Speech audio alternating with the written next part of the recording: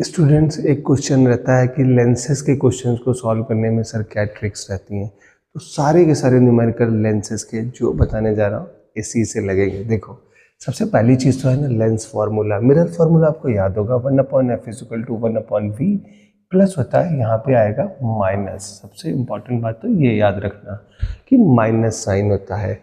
इसमें जो ऑब्जेक्ट का डिस्टेंस रहता है वो हमेशा रहता है ऑलवेज नेगेटिव रहता है।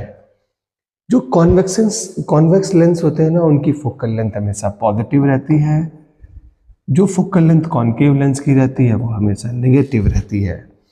जितनी भी इमेजेस होती हैं रियल इमेजेस, वो सब पॉजिटिव से पता चलती हैं और ये स्क्रीन पर कास्ट होती हैं, उन्हीं को रियल इमेजेस कहते हैं। जो वर्चुअल इमेजेस होती हैं वो नेगेटिव होती हैं और स्क्रीन पे कास्ट कभी नहीं होती हैं।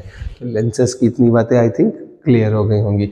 अब मैं ना मैग्निफिकेशन से रिलेटेड भी कुछ बातें बताता हूँ जो बहुत इंपॉर्टेंट है न्यूमेरिकल में। मैग्निफिकेशन अगर पॉजिटिव है तो आपको पता होना चाहिए कि वर्चुअल और इरेक्ट इमेज होती है और रियल और इन्वर्टेड इमेज होती है। तो अगर मैग्निफिकेशन पॉजिटिव आ रहा है तो ये जो इमेज होगी वो हमेशा बनेगी वर्चुअल एंड इरेक्ट।